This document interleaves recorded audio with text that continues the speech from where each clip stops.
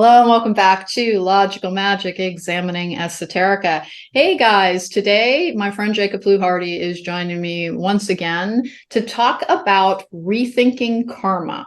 Now, one of the things that you need to do is put on pause any understanding of the idea of karma and basic spirituality concepts that you may have heard in the past, particularly ones that were introduced to us by ancient religions that had to, please remember, all religions, all spirituality bring you a universal truth, but there's kind of a gift wrapping around it in how the narrative is told to help us understand from this perspective in this form.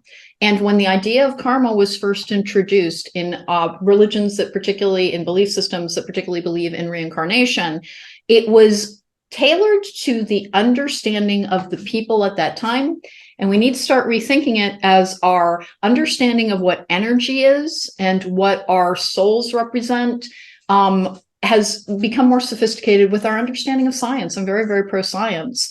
And we are comprised of energy. Now, we're carbon-based life forms, but energy is at the root of absolutely everything. And we have a more sophisticated understanding of energy. So that is why starting to talk about our understanding of what karma is, which is about energy, and how we need to fine-tune it to get better results more quickly, to be able to shed old karma and to learn the lessons within this lifetime that will allow us to evolve into our highest self, which gives us the best connection to our intuition, to our ancestral power, to our ancestral knowledge.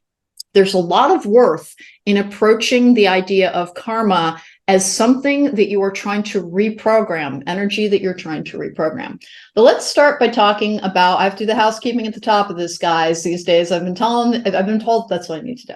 So if you want to book me for a tarot card reading or a life coaching session, you do that at therisingmoon.com. There will be a link to my website in either the video version or the audio version in the description box. It's the only way to book me. You can find me at cronecast at the Rising Moon on YouTube.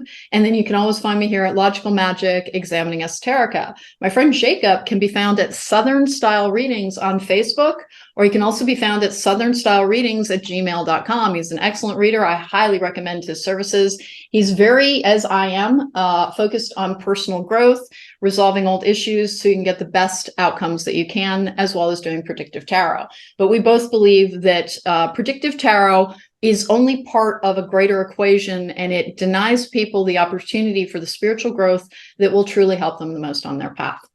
And then the last thing in our housekeeping segment is the fact that Jacob and I, and particularly I do, need to learn how to start pausing at different marks in the podcast to allow for commercials at a later date. So you're going to hear me say, we're going to take a pause here for a moment at the 20-minute mark and at the 40-minute mark so that we can get more into the rhythm of structure, because we've been a little bit chaotic here. And so we're going to try and be a little bit more structured.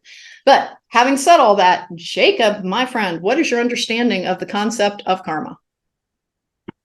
Well, to be completely honest, it's not a belief system that I am super knowledgeable about outside of, like an East Asian perspective and, my religious studies in college. But it's not something that has been particularly emphasized in the spiritual path that I've been kind of walking this past couple of years. So it's not one that I've thought too heavily about, but I would say I have a pretty basic understanding of like just about what everyone else is. So I'm looking forward to learning just as much as anybody else today.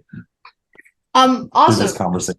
One of the things that we need to cover really quickly is it is not particular or singular to these particular belief systems.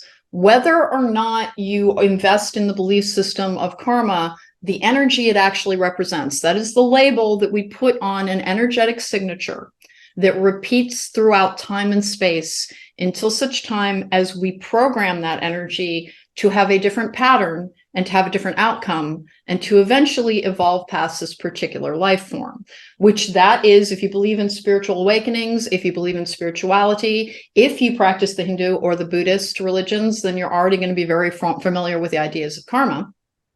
But there are basic misunderstandings about what karma is. Karma means basically lessons that are being brought to us. And most people understand it as rewards and punishments. And I think that is your basic understanding of karma. Is that correct?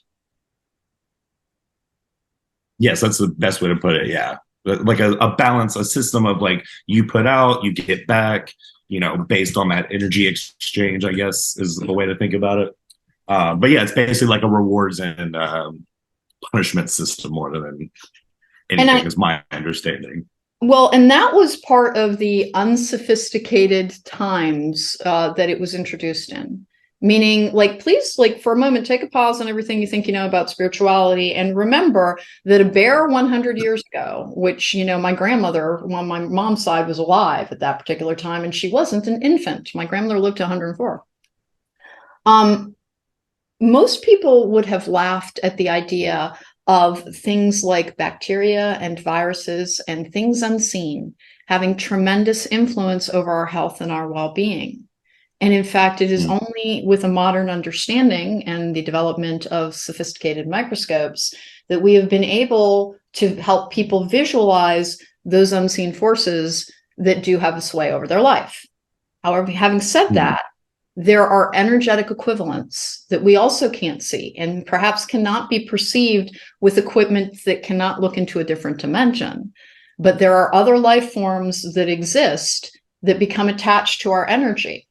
And so part of what we're trying to do is reprogram our energy to get the best repeating signal that we can. Because whether or not you believe in reincarnation, and there is a belief that if you do not believe in reincarnation, all that happens is that you reset and get another chance in this particular life over and over again, which is like, oh, that's a horrible thought for people who've been thought.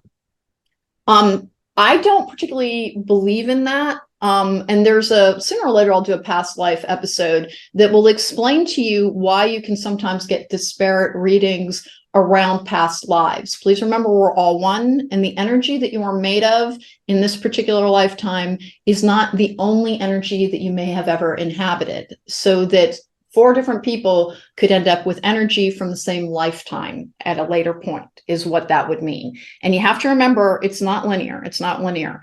We think of time as being linear, but it is not linear. That is like MIT science, not woo-woo science, is that there is a belief that time happens all at once. And that we are essentially in a cube of sorts. And again, this is not junk science. I don't possess an academic enough understanding of it to explain it in scientific terms. But we basically believe that there is a beginning of the universe and an end of the universe, and in between, everything happens all at once. And that's the Big Bang theory to like the big snuff theory, basically, even though it has a different term. But that is what is believed, that an energy signature, almost like a gun being fired, will eventually expel all of its energy and then peter out. And there's a possibility that our life's energy is as simple as that, but we have a divine consciousness attached to our energy. So karma has almost nothing to do with being rewarded for good behavior or being punished for bad behavior. Instead, you will attract the energy that you put out into this world. And that is a like energy attracting like energy thing that we've heard over and over again. And again, the law of attraction has a tendency to miscommunicate what that means. But that's what you put out into the world will come back to you, not as a system of pats on the heads or smacks on the face, but rather you are creating energy. And when you create an energy, then that same energy is drawn to you in greater and greater concentrations. So it's supposed to be in magic, and in some belief systems, you will be taught that everything will return to you threefold. That is not true. It is tenfold. And why? It is because it is a magnified signature when it returns to you over the course of basically space and time. Jacob, when we first talked, we had a pre-meeting, and we've never had a pre-meeting on a podcast before, because when I talked to you about doing karma, you were a little negative on it, and not doing the podcast, but on the concept. Can you explain to me why that is?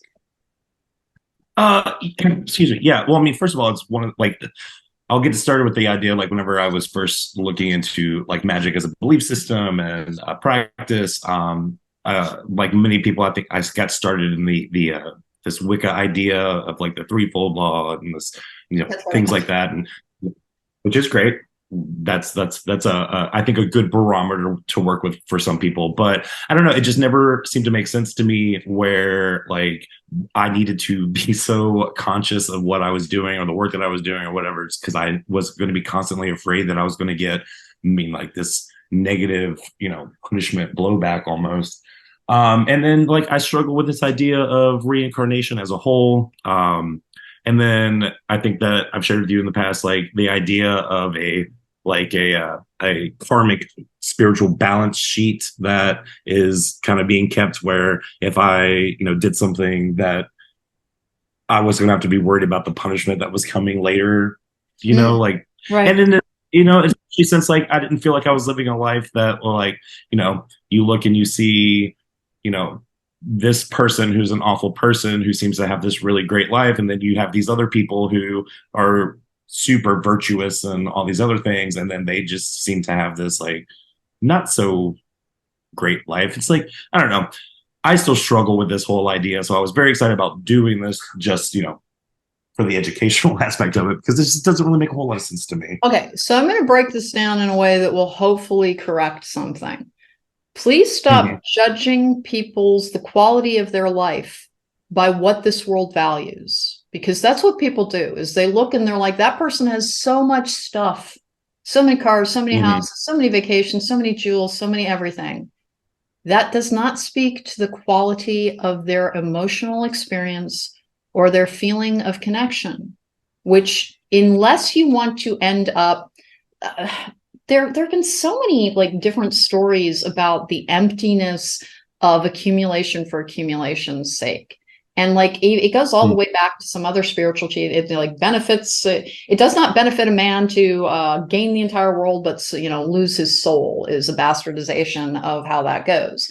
Meaning that you cannot actually provide for a spiritual connection with the emptiness that is materialism. And if you believe in any form of spiritual journey, then the people that you look who have the, more challenging lives may in fact have simply asked for a lesson that allows them to continue to evolve beyond the rather simplistic and, like, frankly, incorrect understandings of what gives life purpose, resonance, and joy. Our world, and our world that is crumbling around us and has a repeating energy signature that you can look to the Strauss-Howe theory from sociology to see how history is cyclical. Whenever, like for a woo-woo spirituality person, I'm always going back to the different sciences that have examined these things.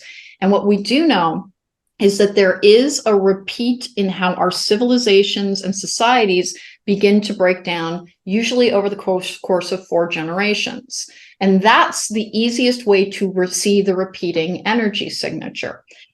When we look at somebody's life and say these, seemingly awful people have great lives, if they do not actually possess love and connection to others, all they've got is a bunch of stuff. And it creates a different form of prison for them in which they live in fear of losing that because it's all that they have.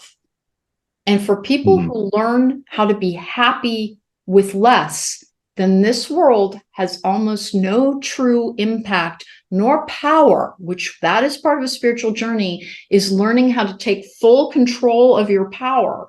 If you are able to find a connection to self, to others, to a spiritual source with less, then it does not matter if you then gain more, because your worth will not, the worth of your life, the worth of your journey, the worth of your experience will not be based in what this very troubled and agenda-filled world is trying to tell us to value. So when people look around and they're like, that terrible person has a great life, it's like, you do not know how that person feels. Because I help so many people recover from abusive relationships, it can be very troubling to them that their abusers seem to go on completely unscathed. It's like, where's their karmic punishment? In their inability to actually experience love and joy. And quite frequently, these abusers have had people who were devoted to them, who would have stood with them through anything, a true partner who would have helped carry their burdens, and they drove them away because all they ever learned about love was how to mistreat it so that they could feel powerful. And then when they drive their victims away, the source that they can get becomes less and less impressive to them. And so there is a social and an emotional isolation that goes along with having a great deal as well, because you lose your ability to trust in the sincerity of other people, making it more difficult to connect. And please understand, I have had like a lot in my life, and I have had very, very little in my life.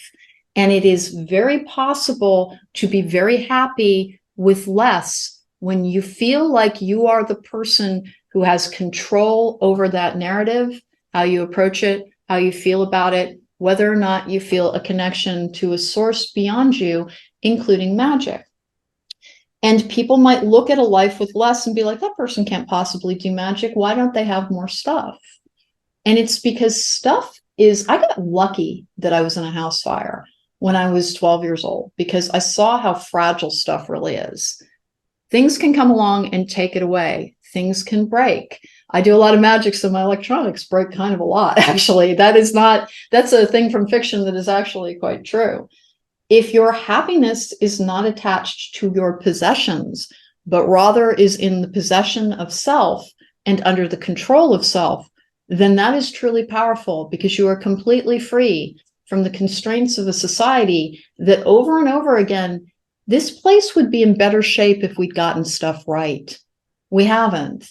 It's why that we have crises literally across the globe in ever increasing levels of peril, because we keep clinging to the way things have been without recognizing that it's literally, it was, I think, Albert Einstein who said that doing the same thing over and over again and expecting a different result is the definition of insanity. It is not that it's the definition of insanity. Like, anybody who's trained in any form of psychiatric medicine would be like, that's not what insanity is. But what it is a fruitless expenditure of energy. You will just be in a self-defeating energy if you keep trying to do the same things without learning, without even meaning to. Albert Einstein was talking about karma. Karma is our ability to understand and to manage our energy for the ability to have the best outcome that we want. And that may differ from person to person. Everyone does have a different, unique soul. Some people may value luxury to the extent that I don't want people. I came here this time to have a hedonistic experience, to have all the stuff in the world. If you are not that person, please believe me, it would be very empty. At one point, I lived in an Ivy League town where there was so much wealth, and the people were so interested in conforming to these very repressive standards of how things looked, how they were perceived. They didn't even have emotionally authentic conversations with one another. They were trying to inhabit the roles of a society that has an agenda behind what it tells us to value, so that you can make people particularly wealthy so that they will feel powerful, when in fact, they are at the whim of the worth of money in a way that people who find emotional or spiritual resonant joy will never be. I used to enjoy studying history from the settler times, from the frontier days, particularly in America, because they used to view poverty as a virtue, because it meant that you were not burdened with greed, that you were looking for your connection within, that there was a lot of dignity and nobility in the idea of forging a life in which you worked hard for what you had and enjoyed the life that was given to you. And I'm not saying we go far that, because there were a lot of backward things in that, but striking a balance between what that was and what we are now would be more likely to yield greater happiness. And if you look across the globe, societies like Norway and Sweden and Switzerland and other places that have more of a social conscience, where they are taught to view others as also their responsibility, have a tendency to be happier. And here's where I'm going to take the pause that I referred to, because this is where I need to learn how to pause for a moment. So we're pausing, and we're moving. I'm like a museum guide here. Okay, so going back to the idea of lessons that we learn, the easiest way to spot what a karmic signature looks like in your life is to look at your relationship history. How we have a tendency to repeat patterns within relationships until we heal our damage, our emotional damage that causes us sometimes to mistreat the partners that we have, or to accept mistreatment from the partners that we have, because we didn't learn that when somebody starts mistreating you, If they will not stop, it is not an accident, and they need to be excluded from your life in order for you to have emotional wellness and safety, and that there is no love, no true love that injures intentionally. If you are with somebody who does not care about your feelings and injures them over and over again, then leaving that person is the only thing that will help you have a better experience, or emotionally detaching from that person, because that can happen as well. And I see it happen around this area a great deal, in which people remain in relationships for financial security, which is a pitfall that is very, very common in capitalistic societies. And please don't get me wrong, I'm a Taurus. I love, love, love, love stuff. I'm always searching for the world's best bed sheets. I like comfort. But I can also be very happy with very little outside of that. And that actually does not make me less powerful. It makes me more powerful, because nothing can break me in this corrupt societal structure if I will not invest in the things that they tell me I must invest in. Jacob, can you understand the idea of energetic signatures repeating as being the true nature of karma? Because we are comprised of energy, and we're trying to hone and attract the energy that we wish to inhabit in order to have the life that we want, both spiritually and physically and emotionally. Yeah, no, it makes complete sense. And especially whenever we start to look at the idea of time being everything all at once. I think it's a difficult concept for people to kind of grasp onto. It's definitely took me a long time to get there. But if we frame this idea of karma into that mindset, I think it makes a little bit more sense to me, instead of just like a linear, tick mark sheet that's everything's being kind of taken stock of along the way. If everything's happening all at once, then we have these energetic experiences. Yes, it's a little bit easier to swallow this idea than, in that mindset, than it is for just like a, cause and effect. Getting the crap kicked out of you because, like, in the 19th century, you were a lumber baron or something and didn't care about your workers, which would be the energy of like overvaluing stuff and undervaluing people, which is like one of the karmic lessons that are so frequently taught to us. And if you can start approaching yourself not simply as this person, people have a misunderstanding of what their life is at the key of this, which is we think our life and our journey is contained in this physical body, when in fact, we, our lives, our souls, our energy, our divine presence, are the animating forces that are contained within the brains of these temporary houses for that energy. And so we continue. And instead of thinking about time, it's like, well, how could 1792 and 2003 be happening at the same time? That's absolutely absurd. It's not. You need to think of all of time in the same way you think of the globe, and how you can be sitting here having a conversation with me, but somebody is eating dinner in a different hemisphere because it's that time for them.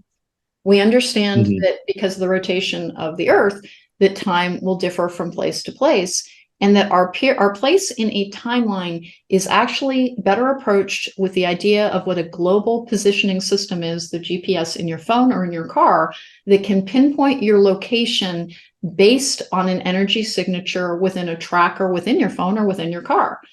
Within you, there is also a form of energy that allows your global positioning or universal positioning to be determined, whereas that's how time happens all at once. Is that your consciousness, the thing that you are experiencing right now, is experiencing this moment and this place and this time, and that is your position. But that does not then negate that and then people get all tied up in the time travel things where people travel back in time and they create a different, all that would do is create a different timeline, which there are a lot of theories around the idea that we have a very simplistic view of what a journey through time and space really is. And that we don't understand that instead of thinking of your timeline as the only journey from point A to point Z, that is your lifetime, but rather like veins or like branches of a tree, that at every particular crossroads moment, a different form of your exact experience can form, and that your consciousness, the one that you're with, there's another form of your consciousness. We think of ourselves as being far too finite when we're thinking about a life's journey or a soul's journey, that you can be having multiple experiences, but your consciousness, the one that you're experiencing, the witnessing consciousness that processes your life, the lessons that you're trying to learn with it, is with you and seeing through these eyes. But that does not mean it's the only experience that you're having. And that is also what the idea of reincarnation is about, is that the same thing that is you can be experiencing a lifetime a very long time ago and accumulating energy from that. And what you're trying to learn is how to, again, hone your energy into the purest form that it can take. And that's what karmic lessons are about, is so that you don't burden yourself with the darker energy, but you understand it so that it keeps you in balance and you have control over it, which is what shadow work is all about, is understanding your darker side, your more human side, your fallible side, the part of you that was formed in the trauma that this particular life incurs. But that is not your spiritual side. Again, start thinking of yourself not as something contained within flesh and bone, but rather something that can inhabit flesh and bone in the form of a universal consciousness.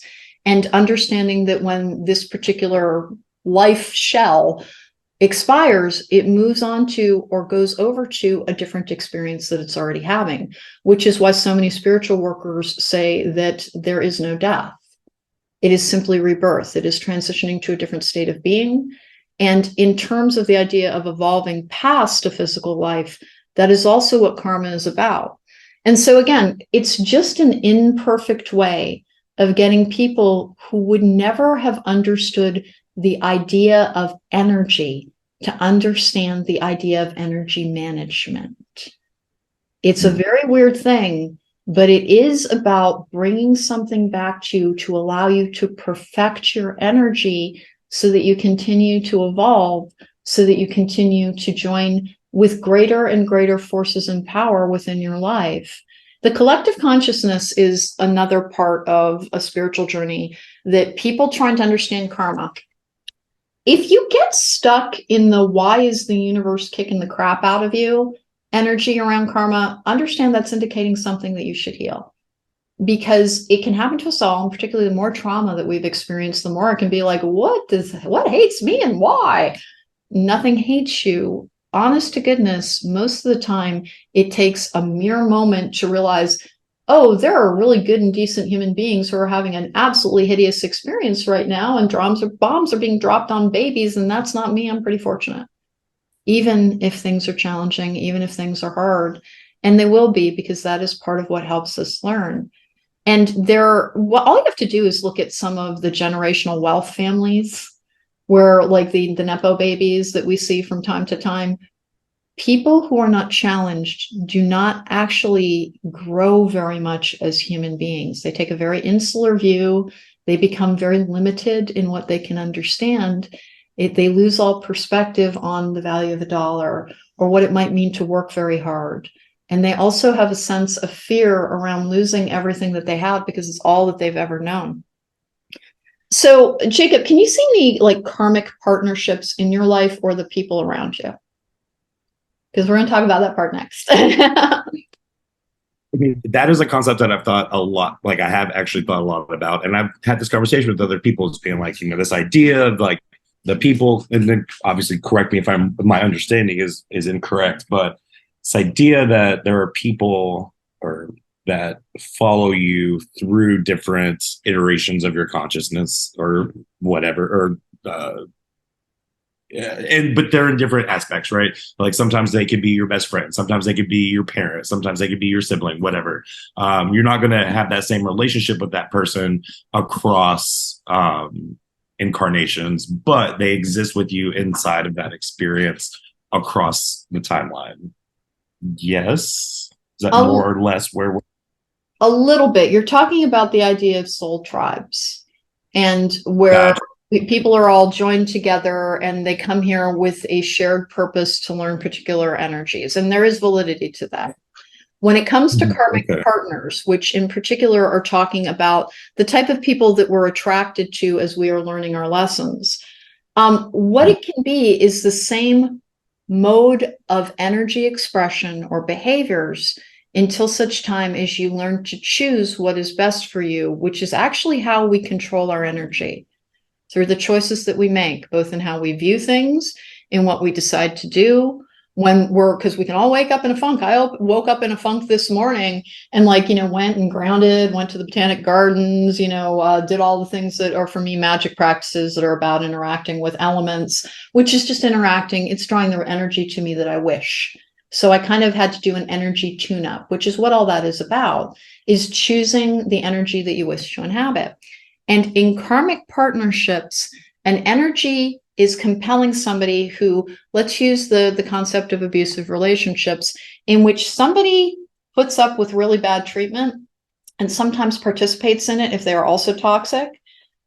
And the person who perpetrates that has a very poor understanding of their personal power and what it is meant to do. So they are having a baseline contempt for people who love them because they don't love themselves very much. They have almost every abuser has an incredibly fragile self-esteem. And the more somebody loves them, the greater contempt they have for them. And the more they have a desire to hurt them because they don't really possess an ability to love oneself. And self-love, which is not about thinking you're perfect. Every now and then I'll be on TikTok and someone will be, you are perfect just as you are. You are fully worthy of divine love just as you are. But nobody's perfect. And we're not meant to be, but we're trying to achieve the best that we can. You can still love and accept and validate and approve of yourself while acknowledging there's stuff I'm working on.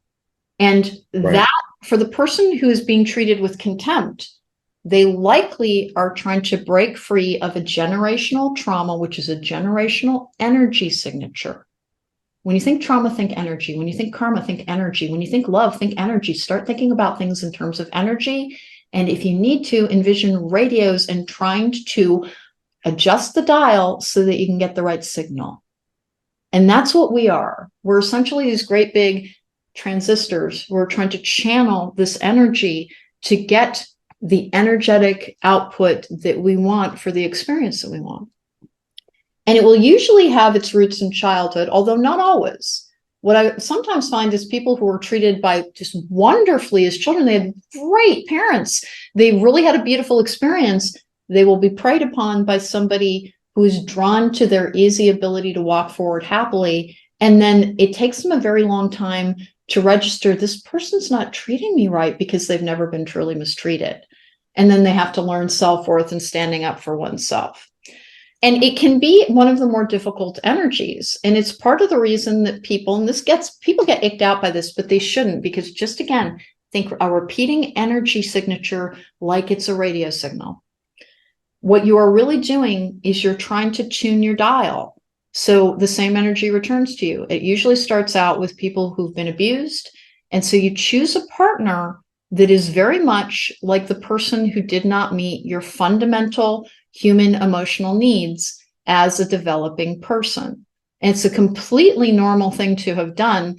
Literally everybody does it. And it's not the same thing as having an edible complex. It's not.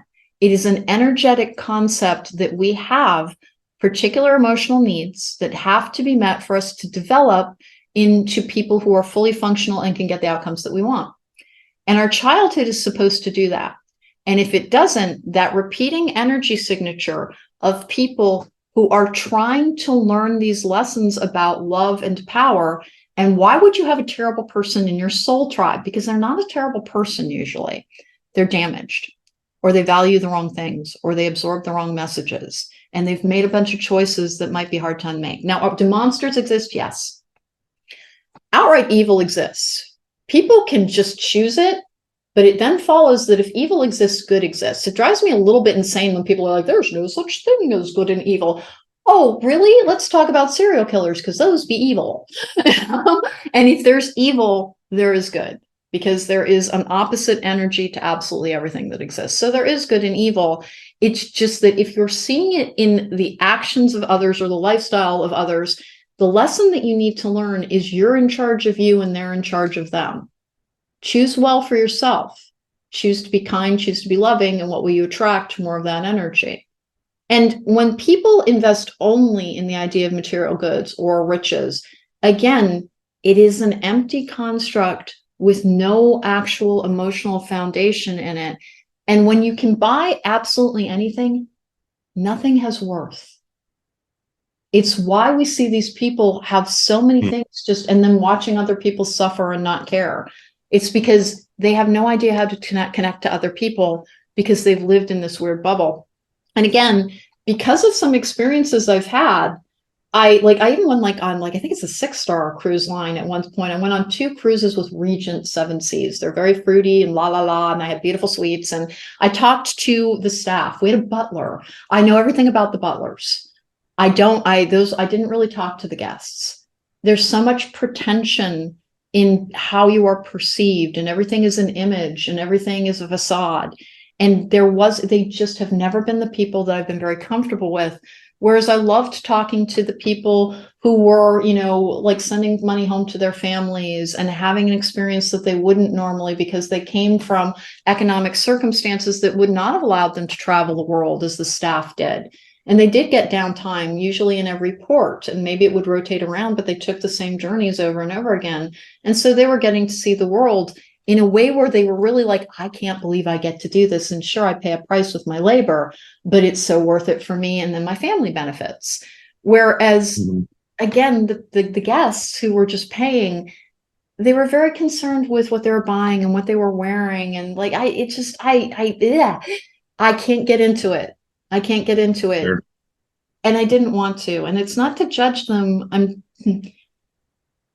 It's not to judge them. It's to know what to value for myself.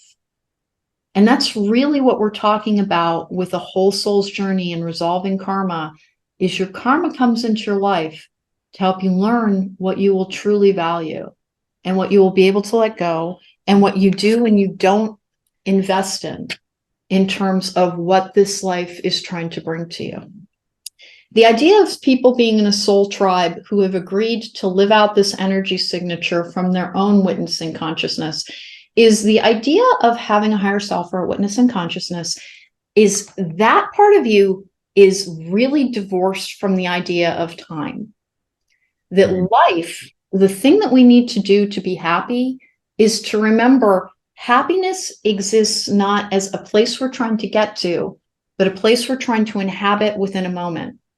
And that it is actually contained in moment to moment, rather than these big things that are, again, our society tells us to invest in, like vacations and weddings. And you can have these special events, but if you are not happy in the moment to moment in the daily, then you will not truly be living a happy life. You will be living a life in which, as I have seen with so many affluent people, they have found a way to make their journey bearable with the stuff that has less and less meaning to them. And they accumulate and they accumulate, desperately searching for a feeling of being connected to their own experience in a way that makes it seem valuable and worthwhile. Which is every single person I know who's undertaken the idea of a spiritual journey, they find more and more worth in things. And as you heal, you can even look back at these karmic relationships and these karmic lessons and why does the universe keep bringing me this lesson? And I'll use myself as an example because it's the easiest thing to do. And you know me well enough that you know that this is a repeating thing for me. And it does have to do with money. And I'm not a greedy person, but I was way, way, way too poor as a kid. Like didn't have a water heater for 2 years type of poor. I was super poor as a kid. And so it's fear. The reason that ever returns into my life is because I want to overcome fear and anxiety and to inhabit a powerful energy. Because if we all do that, we will have power within this reality to change it for the better. But we have a world that teaches us to be fearful of other people, of what will happen to us if we don't have enough stuff, because our societies have been built that way. And so the thing that returns to me over and over again is the opportunity to examine fear. here we are once again, not very naturally pausing, but I have to learn how to do it, guys, because everybody's got to eat, and that means me too. And sooner or later, I got to put commercials on this thing.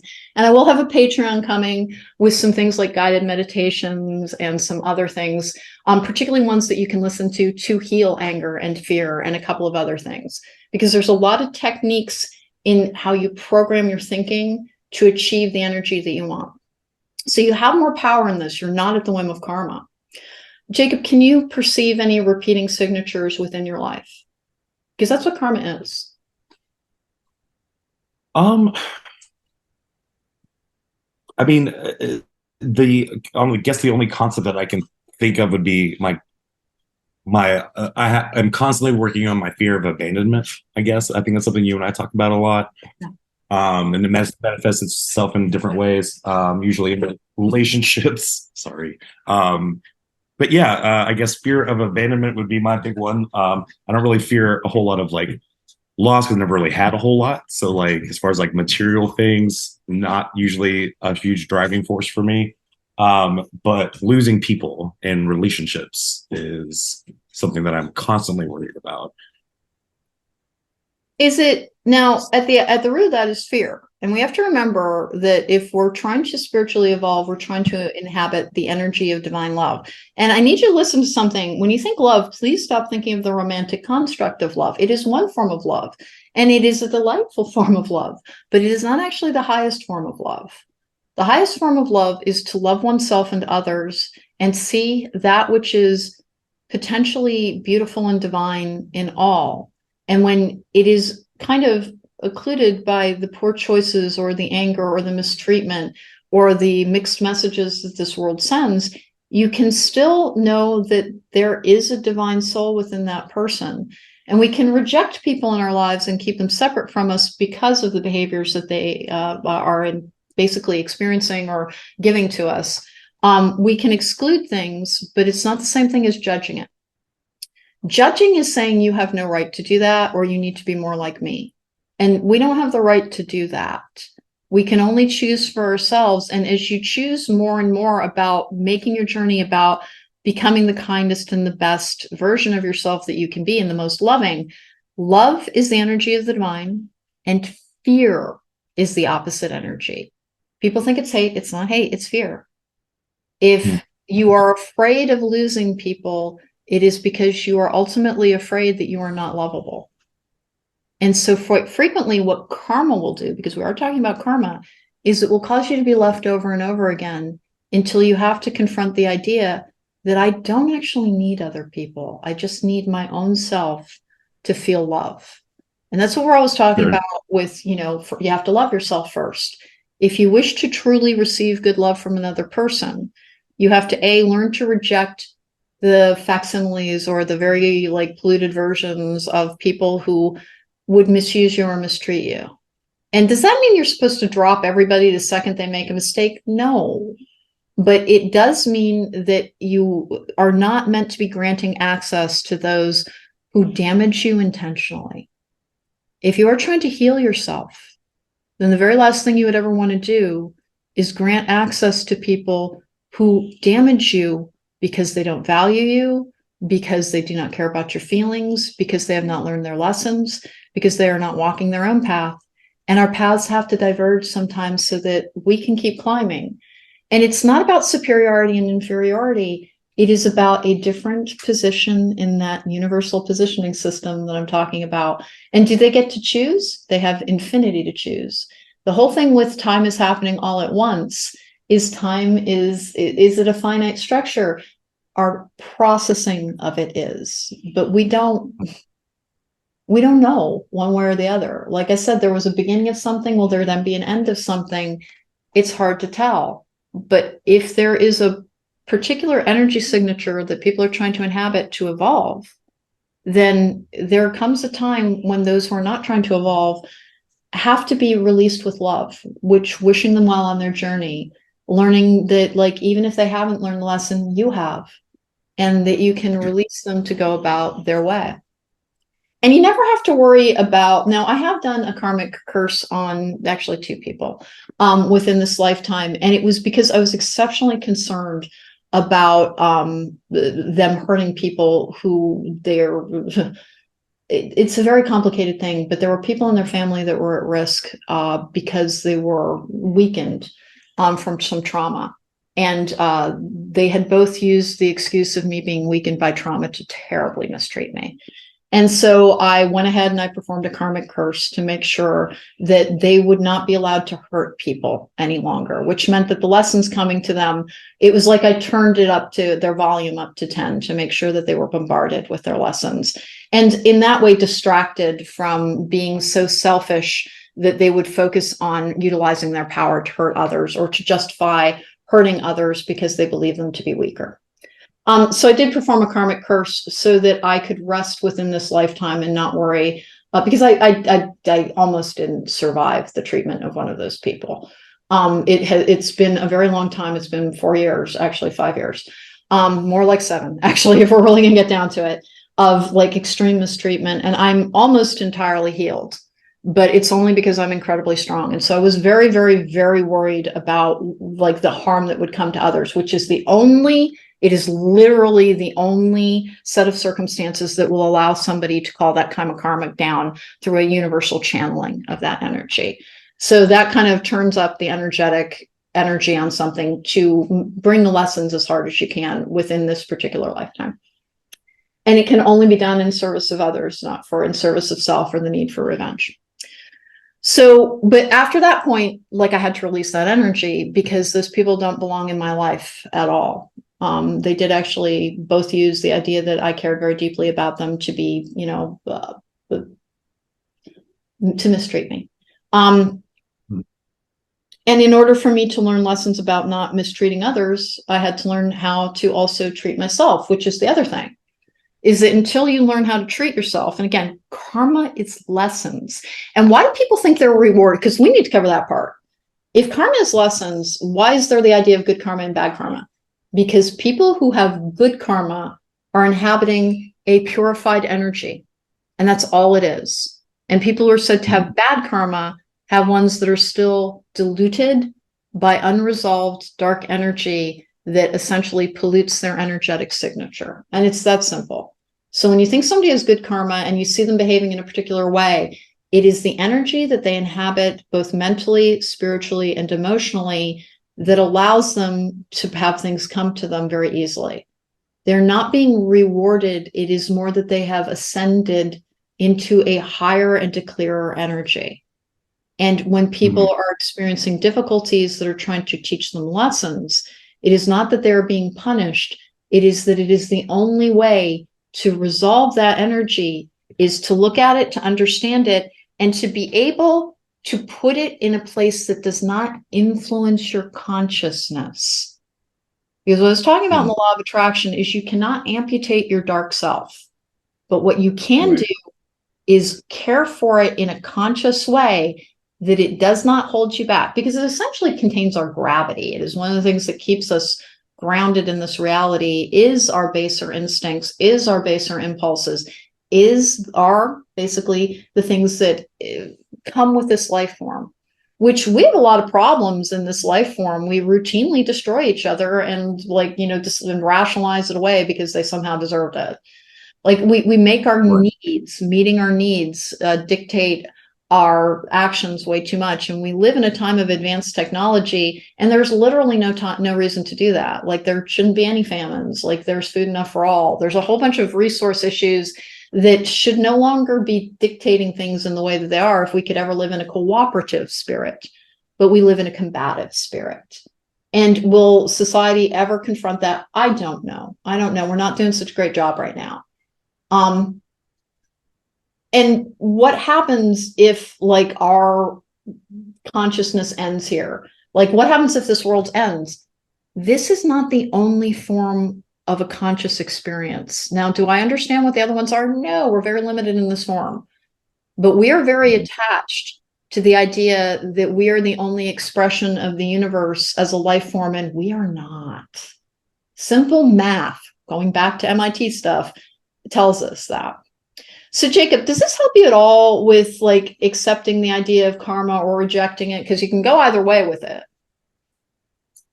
Yeah, I mean, I still have a lot more to think about, but I can definitely, this gives me a better understanding, especially whenever I can step away from the idea of like a rewards cost benefit analysis. Now that I'm able to, Exactly. Exactly. it makes so much more sense, right? Like, yes, yes. Do I still fully understand what's going on? No. But I feel much better. I feel much better about the idea now than I did, an hour ago. Well, I'll go back to the thing that they're always trying to teach me, is that like, why can't everything work out so I can have this seamless, easy life because I just want to help other people? It's because I still have fear around survival. And when you're truly living with an energetic connection to the divine, you believe wholeheartedly that survival does not just depend on this life form, but that there are different forms of energetic and spiritual survival. But that when you're truly trying to inhabit it, at least your basic keep body and soul needs will be met. Now, can that be very basic? Yes, indeed.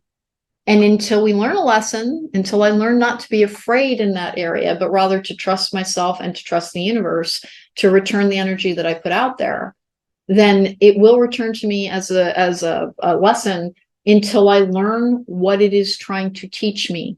And it is not trying to teach me about the nobility of poverty or something. First of all, I'm not poor. It's absolutely obnoxious to even talk about myself as being poor.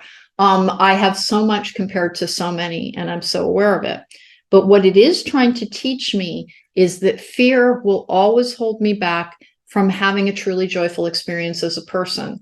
And when it does rise up, I have to confront it as, this isn't reasonable. You need to examine this from a greater perspective. Really assess your life from a fair prospect to really decide that it's like, well, life is often, the quality of it is determined by how we choose to view it. You can either choose it to view it as I have so much because bombs are not being dropped on my head. I have so much Yeah. because I do not have radical forms of cancer. I have so much because I have the potential to be happy and in almost all things. I am not afflicted in a great many ways. Now, for people who do have autoimmune disorders or like, what could the universe be trying to teach them? That they need to take care of their physical house to get the very best results from it. That is, and then genetics play a part too. There are genetic predispositions, but almost everyone that I've met who has suffered from ever escalating health problems, they will not commit to caring for themselves. Instead, they give in to momentary pleasure because they don't know how to hone their own experience, either to have a fully insular view, because that can happen as well when people are suffering from illness. They've chosen a path in which they will be driven into their interior world to escape their exterior one. And there's nothing wrong with that. It's a high value thing for spirituality. But sometimes, just as you fear abandonment, just as like people who are codependent frequently fall into caretakers energy where they take care of something and they expect to be taken care of in return, where they don't really want to take care of themselves fully. And it's not because they're weak people. It's usually because their formative experience had a giant gap in it and they're looking for their adult relationships to fill it. And the only way to really fill that gap is to do it yourself, is to learn how to really care for yourself as being valuable, as being lovable, as being somebody who, like, and Jacob, you and I have known each other for years at this point. You're a really lovable person. Do you have your own crap? Of course you do, but so do I. So does everybody. And the idea of being abandoned, it's like, well, you would never be abandoned as long as you really like love you, is Yeah. the lesson that would be trying to teach. And the other thing is that when you look around you, try not to find validity through the eyes of somebody else's experience. Find it within your own, because you don't know what it feels like. You don't know what people are trying to achieve. And again, even though someone's in your soul tribe, they may be there as an object lesson versus somebody that you're supposed to interact with. And in the idea of karma and life lessons and energy and like, where do soulmates from a romantic capacity come in? As part of a journey, but not as the goal and your destination. That is the easiest way to put it. If you overvalue romantic love, you are not valuing your individual experience and the lessons that you are meant to learn in it. Romantic love is beautiful. So is familial love. So is the love of pets. So is the love of friends. So is the love of being alive. It is an aspect, but it is not fully defining the act of being alive or loving. It is not the highest level that you can achieve. It is part of it sometimes. It is part of it sometimes. But romantic love is always about how somebody else makes us feel. And so there is a selfish aspect in it. And selfish love is something that we're all trying to learn to understand within self and then to release as being something that holds us back from our highest form, our highest evolution. And we're going to go to Stephen Hawking for a moment and to some other scientists who have talked about the idea that energy evolving is what you will see in all studies, is that energy is meant to evolve into greater and greater forms. And that's what we're trying to do as human souls, is evolve into a greater and a greater version of ourselves. And karma is, again, lessons, and you will have greater and purer return when you inhabit pure and purer energy. But people sometimes, please don't look at it for the stuff and what people drive and how much money they have in a bank.